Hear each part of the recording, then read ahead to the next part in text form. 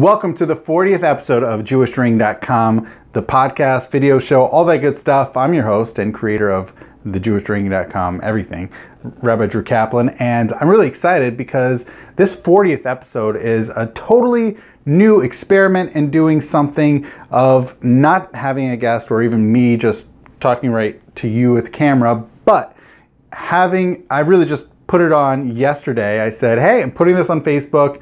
Anybody who wants to come. I'm having a live Zoom, bring drinks, we'll have a discussion, I'll bring sources also, and we'll talk about this particular topic, which, as you'll find out, is about drinking in the days and sometimes weeks leading up to the 9th of Av, it actually is very special in the Jewish calendar because it's the saddest day in the entirety of the Jewish calendar. And a few people showed up, which is great. Beers in hand, incredible, and I hope you enjoy. Very excited because it's the 9 days and we're talking about drinking during the 9 days. Super duper timely and relevant. And this is a not new to the world, but new for Jewish drinking. I want to experiment with doing these, maybe a monthly Zoom, doing basically a particular drinking topic, but also having a live drinking opportunity and discussion. So drinking and discussion with, I don't know, text. I'm sure there's a really good alliteration hiding somewhere in there. So, it's funny because the very first text I have is this one right here in Mishnah Ta'anit, where this is really where it starts. But then I want to take a step back for really all of us. And this text says, on the eve of the 9th of Av, so really on the 8th of the month of Av, one should not eat a meal of 2 cooked dishes, nor should one eat meat, nor should they drink wine. So it's really fascinating. Obviously, nowadays we have, and we're about to get into the next text, which talks about the custom to not just the 8th of Av, but for a greater period of time. But in thinking about days of the year in which, or even periods of time in which we don't drink wine, right? And before we even get to that, we can just even start with, when do we drink nothing? Right? It's pretty clear we don't drink on Tishbaf, Yom Kippur, and I think in the early rabbinic literature also even the 17th of Tammuz, and then also we have Gedaliah's fast, Tzom Gedalia in September.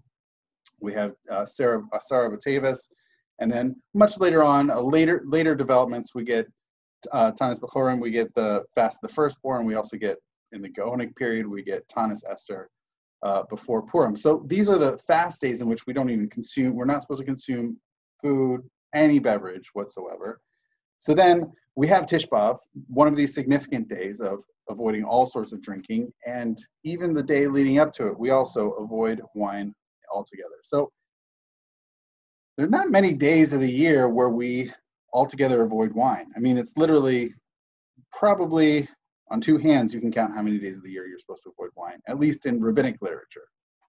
And so it's fascinating that this then becomes, as we're about to see, it becomes a much greater period of time of the year in which there's this custom to avoid wine. So now we have from Tur, it's 15th century. It's from Rabbi Yaakov, son of Asher, son of the Rosh.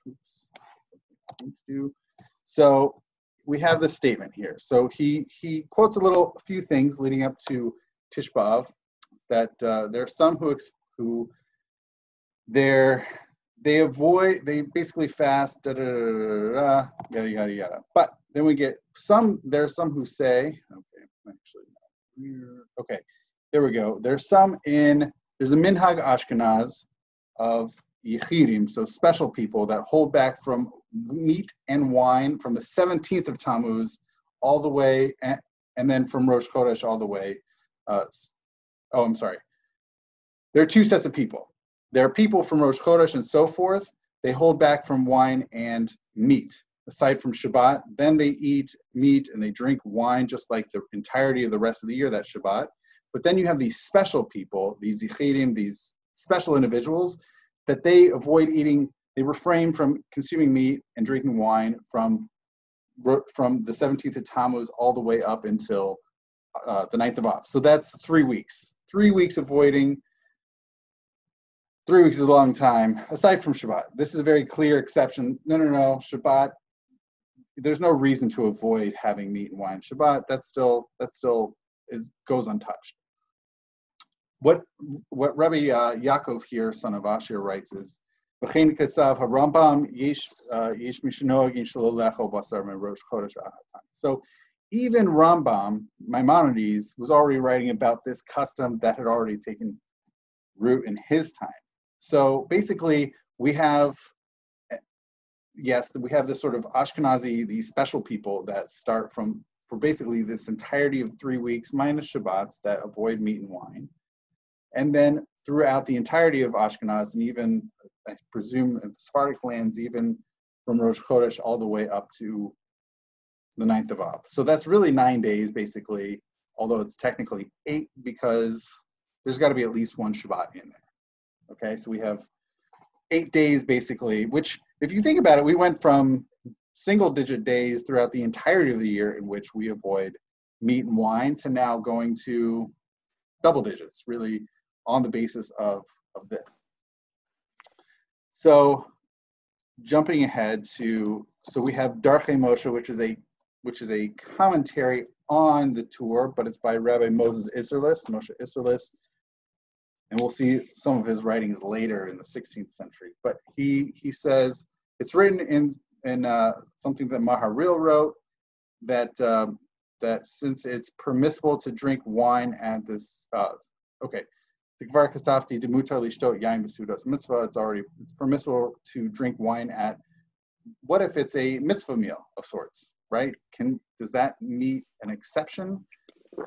If the whole point is to, out of a sense of loss from the temple and this sort of period of time, is this okay? Then he says, Im kain kol shkein yain havdalah dahava yain shel mitzvah. It's mitzvah wine. You should totally be able to do havdalah. That's cool. Ve'ein lefak fake deli by hatorah. Okay, Okay, okay. So, okay, he keeps going. What about bris milah? Okay.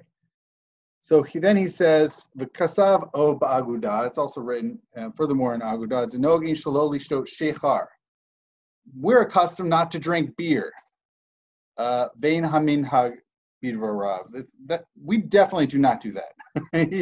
He stops it in his tracks. You might want to say that there's no alcohol consumption whatsoever during this time, and there indeed may be some who at the time of that writing were accustomed, but Rabbi Yisraelis puts a kibosh on that. He says, no, dafilu shechar devashosin, that even mead, that even honey, alcoholic beverages made of honey, we drink even during this period of time. Kasuv ben minhagim maharak, another work, im era sudas mitzvah. What if there is a mitzvah, miel kagon mila fidyon haben, o sudas erasin, o siyum masechta? 4 different instances in which there could be a mitzvah meal, Brit Milah, redemption of the firstborn, which are very particular timing things, but then you also get, what about an engagement meal or celebrating the completion of a particular tractate? Mutar l'kabetz binyan mutzum, permissible to gather like a small gathering, le'echol basar l'ishtot yain. That is fine if it's just a small group of folks in those 4 situations, or they can just be examples, not necessarily in only those 4 situations. And then he goes on, he says, V'chein kesab maharil min hagim mahara tirna v'kasv da'af be'erev Tishbaf dina hachi. Now this is really fascinating because we have in the Mishnah, it literally says, don't drink wine on Tishbaf. But here he says, but even for these special mitzvah meals, even a Brit Milah, even that, you should still be able to use this loophole and drink wine even on Tishbaf, on Erev Tishbaf, if it's a Pidyon Haben, something like that, which is shocking to me. If you want to use this minhag to extend this sort of rabbinic prohibition and then make your exceptions, but then you go all the way up and you basically get rid of like the barest rabbinic minimum, which is pretty surprising to me actually. But then he says, Mikol Makom, Nira Li. So nevertheless, it seems to me, as long as it's not that final meal right before Tishbaf. right? So you can there could be a Brit Milah in the morning, or even let's say a Pidyon Haben in the afternoon, and you have wine, but as long as it's not the Sudas HaMafsekes, as long as it's not that concluding meal right before Tishbaf. Still pretty shocking to me. And then he says, of Mahariel Cholek Erev Tishbaf Asur Lechol Sham Rak Minyan. It's shocking to you that Erev Tishbaf you could have wine? Yeah, because in the Mishnah, it's a Sudas mitzvah. I mean, right. You know. And so, I mean, it's funny because it's one thing if you want to start off and you say, well, not an Erev Tishbaf, right? That's the Mishnah. But then this medieval minhag pops up of extending all the way out to Rosh Chodesh, which is one thing. And then you have loopholes popping up. And I would expect the loopholes to be popping up into the minhag time, right? From Rosh Chodesh until let's say the 7th of Av. But it's surprising that the minhag, or the loopholes to the minhag of the 1st of Av, to the beginning of Av to the 7th of Av, extend even to the 8th of Av, which the Mishnah discussed. That for me is the surprising piece. Interesting. Yeah. And then we have Mahariel, who disagrees that on the 8th of Av, the Erev Tishbaf Asur Lechol Sham Rak Minyan Mitzum Sam. Not like you can't even have a small amount, just like so, which makes sense. Okay, Erev Tishbaf should be like not loopholeable. Doesn't matter. Brit Milah, Pidyon Haben. Don't think about wine. V'chein b'shavua shachal Tishbaf li'o b'tocho. And even in the week in which Tishbaf occurs. So we have really, if you want to think about it, 4 separate periods of time. We could even throw a 5th in. But we have 1, which is Tishbaf, 2, which is Erev Tishbaf, 3, which is the week in which Tishbaf occurs. 4 is from Rosh Chodesh, and so far, and then the 5th we can throw in even. Well, I mean, I don't know I just was thinking about this just now. I don't know the halacha for either Yom Kippur or any fast day really. Yeah. Like what happens if you need to make a bris or a Pidyon Haben on Tishbaf? I didn't actually know the answer to this question when it was originally posed to me during the session, but I did figure it out. I did find out the answer.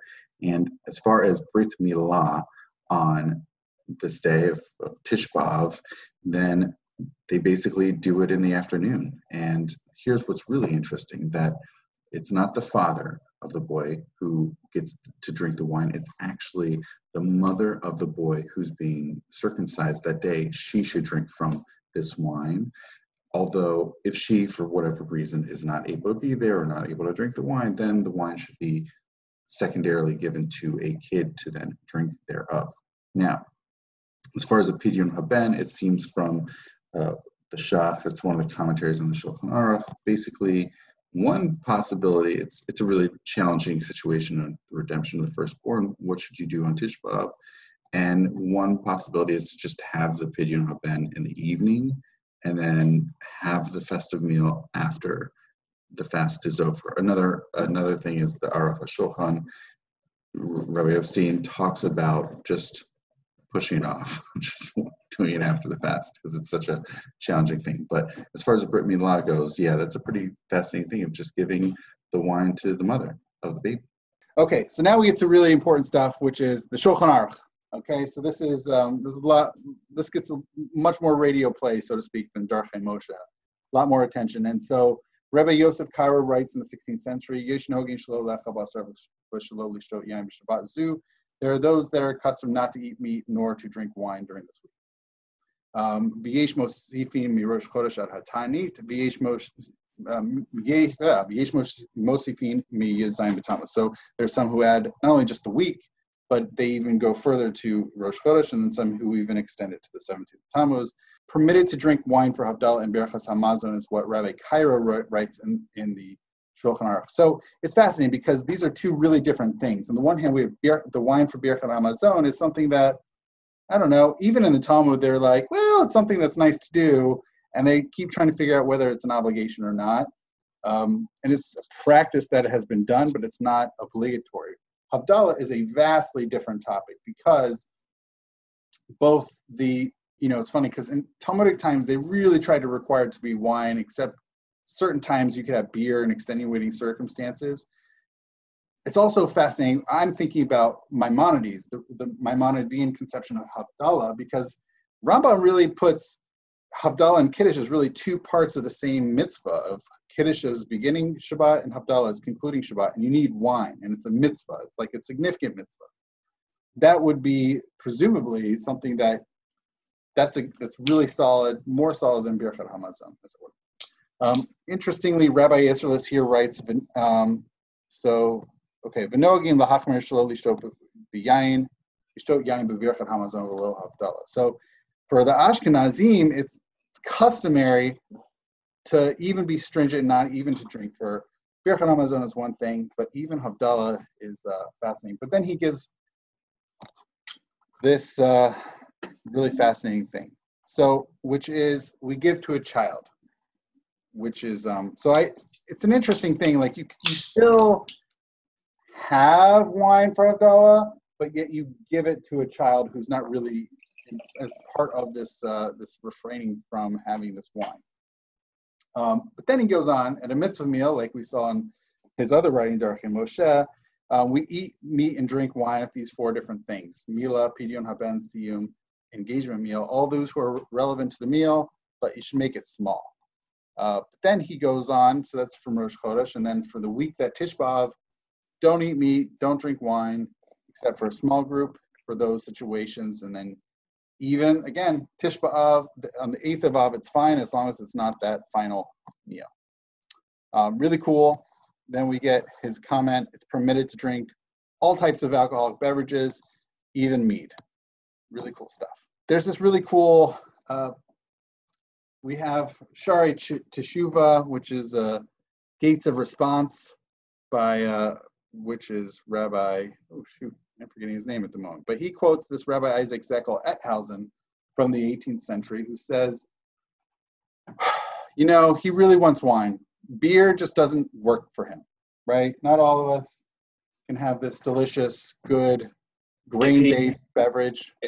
Yeah, if he was around during today's times, maybe he would have changed his mind. You know, we have some better options now. It's very possible. Although on the other hand, maybe he was like, you know, gluten, you know. Maybe it's possible. By the way, since we last spoke, I cracked open a fire iron from Urban Artifact. Wow, Cincinnati beer in the house. Yeah. Nice. Awesome. Absolutely. I love Urban Artifact. Yeah, great stuff over there. That's it. Now you got to move here. That's good. That's good. All right. So this is really cool. So he has issues with drinking beer. It could be the barley. Maybe he's just gluten sensitive, whatever it is. So this is really fascinating because you might think that this avoidance of wine would be total, encompassing, except, I mean, so far we've seen you already have the loop. First of all, you have the major loophole of these during this time period, the major loophole of Shabbat, right? The entirety of Shabbat from Kiddush all the way up until and potentially including Havdalah, depending upon how stringent you want to be around Havdalah. And even Havdalah, you still would use wine even if you give it to a child. So we have Shabbat is this huge exception. In addition to these mitzvah meals, right? Whether it's a Pidyon Haben, a Brit Milah, we have these different we have these loopholes that we can drink wine. So this goes a step even further.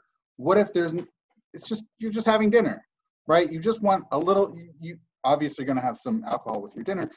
What can you drink? So Rabbi Etthausen wrote to permit drinking such a mixture, even if there were not even 6 parts of water in ratio against the wine, and a little bit of the wine flavor would still remain. This is pretty fascinating because so technically in the Shulchan Aruch, it talks about if there's 6 parts of water versus wine, or more, if you have 7 parts of water, 8 parts of water, 23 parts of water versus wine, the blessing is no longer Bo Rei Pri Hagafen, but it becomes She'at Kol Nihya Bivoro. It's a different blessing. But if you only have 5 parts of water versus the wine, that would be still Bo Rei Pri Hagafen. It's still pretty winey. Obviously, 2 parts of water to 1 part wine is definitely still. But Rabbi Etthausen is arguing, even if you don't even have that even if it's, let's say, I don't know, 4 parts water to 1 part wine, that would still even be permissible, which is pretty fascinating. Although he says as long as you can't really say Borei Pri Hagafen on it, it's fine. And then he goes on, he says, whiskey is fine. And then he actually goes even further, which is really fascinating. He says even brandy, even wine, brandy made from wine lees, even that's fine to drink during the 9 days. You could have brandy wine during the 9 days, which is as long as you don't say Borei Pri Hagafen, which I'm going to tell you a personal story, which is I remember I think 7-8 years ago, I had some friends over during the 9 days. And I remember I was in a real big cocktail phase at the time. And I was really excited. I want to share a particular whiskey-based cocktail with sweet vermouth. I had some kosher vermouth. I was really excited to make it. And someone said, what about vermouth? Because it's basically spiced wine is really what vermouth is. And I'm like, oh, right. I really didn't know. Good call. Can you have, vermouth in the first place on the 9 days? And second of all, can you have cocktails with vermouth? It's obviously one thing if you want to have a gin and tonic. Okay, that's one thing, that's fine. But having, let's say, a martini or a Manhattan, are you allowed having those? And so it would seem to be if you're going to mix a bunch of base spirit, for these cocktails, if you're going to have,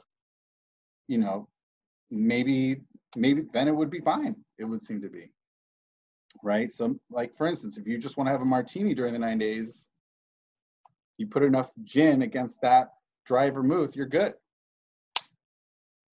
Which is, not something I necessarily expected, because ultimately it's not like the wine is forbidden during this time. It's just, we're not doing the wine stuff.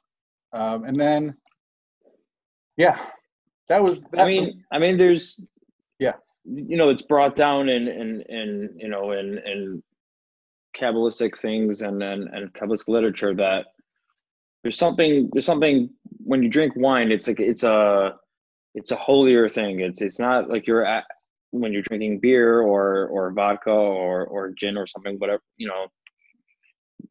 wine has always had a more of a holier, feel to it than you're like the drunk, so to speak, is, it takes you a little deeper, I guess. that's nice. That's what the Kabbalistic, rabbis will tell you. Yeah. Wine definitely retains a special place within Kabbalah. So if it's something that's pure wine, then that, I think it still retains that holiness. But if it's like vermouth or brandy and it's not quote unquote pure wine, then maybe it doesn't have that special Kabbalistic, for lack of a better word, 21st century vibe to it. It doesn't have that same feel. Right. Well, it's funny you mentioned that, specifically Kabbalistic, because most of these halachic guys are not thinking about Kabbalah, but if they were, I'm a pretty Hasidic Kabbalistic thinker myself. So I try to not to get caught up in halacha, and I try to, that's just me. That's good. Okay, so I could have thrown in another text here that would have helped explain this, and I feel bad that I didn't throw it in. Although there is a text from the Vilna Gaon, he talks about it. I'm pretty sure our next text in a nearby section talks about it. But and I think this helps explain why maybe Rebbe Etthausen here, who was just quoted, is okay with it, right? From a different angle than the Kabbalistic angle, though, but which is what's the whole purpose for avoiding meat and wine? Now, it's not stated in the Gemara, and I'm not even sure it's really articulated in the medieval, the medieval period when the minhag pops up. But ultimately, the reason why is because this is very similar to what happened with the destruction of the Beit HaMikdash. That once during the destruction process, that the sacrifices were gone, so that was the meat, that's gone, and also the libations, the nesachim, which wine was used for, so they're also out. So it's really fascinating that that's sort of the the meaning or the reason ascribed ultimately to this minhag was that why are we extending this minhag when it probably originally was just tied around to Tishbaf and just not getting drunk before Tishbaf and not rolling into Tishbaf like feeling, you know, nicely buzzed from the wine, but really having a more somber spirit as you enter into Tishbaf. I think that's probably more was what was going on. But ultimately the minhag develops in that I think it's really about commemorating the lack of ability to offer nesachim, the libations, and to the karbanot, the various meat offerings. And so if you have a cocktail, if you have watered down wine, even brandy, it really is so far beyond what could pass as nesachim, as the libations. I think that's what gets it good to go. Okay. I really am fascinated with this last text here. This is from Rabbi Michael Epstein. It's called the Aruch HaShulchan, the setting of the table. So he starts off, he says, Medina Digmar Ani Yisur B'Achil Basar Rak B'Erev Tishbaf. The only problem with consumption of meat or wine, is really Erev Tishbaf, and that's it. Uvasuda HaMafseket, and it's Suda Mafseket. That's really, you know, from the Gemara itself, that's really the main problem. But then he says, from Rosh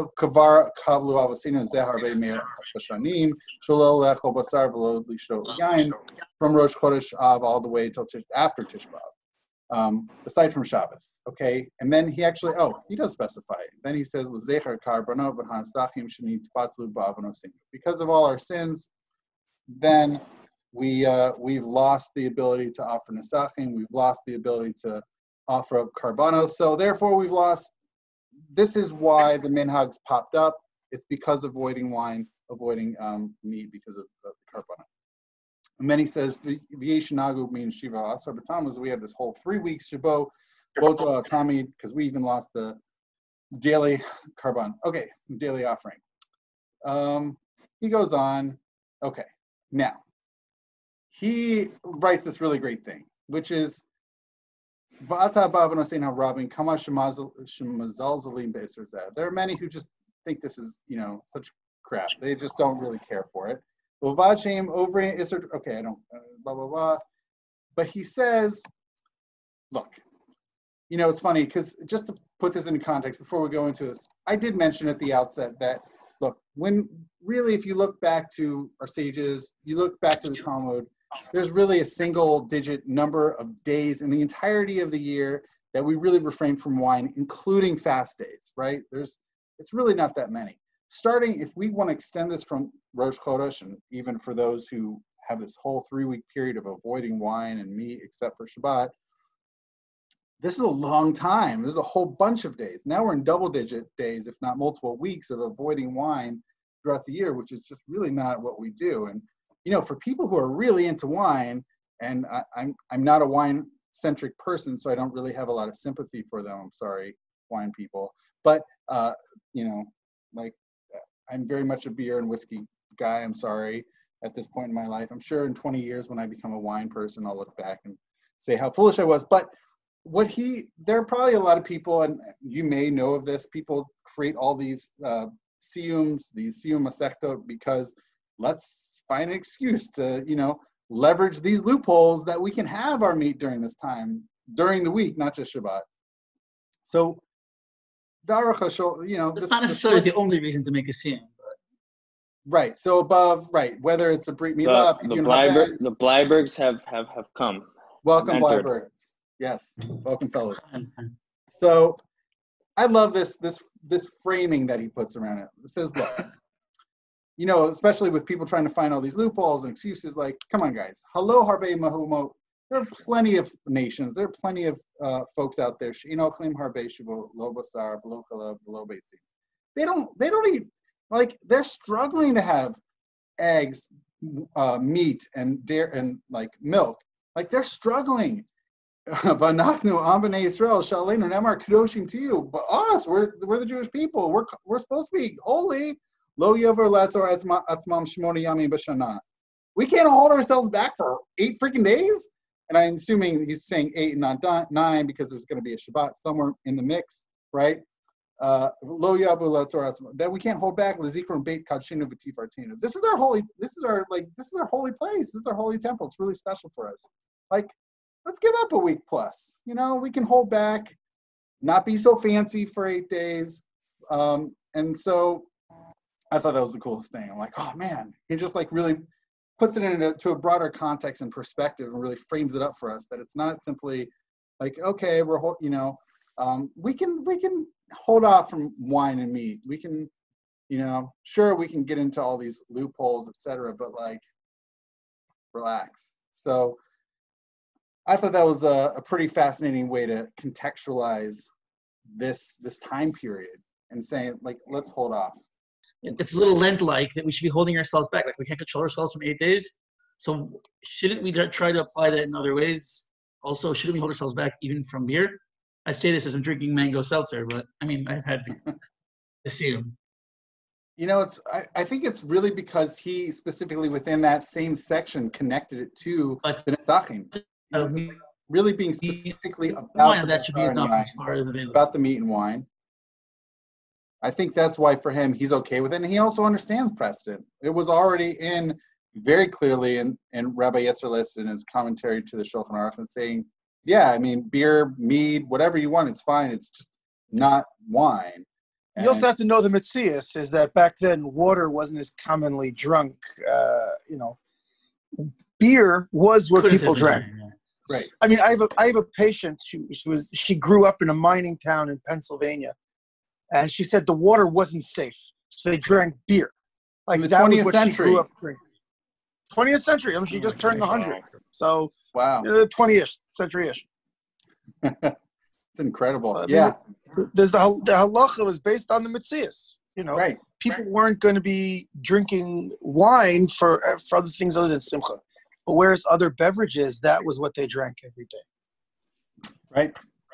That's good. Yeah, I think as part of the contextualizing is basically anything's fine as long as it's not wine, and then even if it is wine, it just can't be that much wine. Right, because the ikar is that it's the simcha of it. Yeah. And why for those special simcha occasions it's okay for a sudas mitzvah, because you're celebrating and getting in the joy of that mitzvah for that meal. Right, as opposed to the time of the year. Right. Cool. Yeah. Thank you guys for joining. Even in person. Sort of. That's great, and we can communicate not just through WhatsApp. It's great. My thumbs it's almost like real life on this thing. Thank you so much for watching this episode. Again, I'm your host, Rabbi Drew Kaplan. I hope this was enjoyable for you. And if you're interested, I'm hoping to do this like on a monthly basis. And we'll see how this goes I bring the sources, you bring your own beverage, and we'll zoom it up and we'll see how it goes. So I hope you enjoyed it. Feel free to reach out to me. My email address is right here on the bottom of the screen. And feel free to reach out, and I'd love to do this again. So, l'chaim.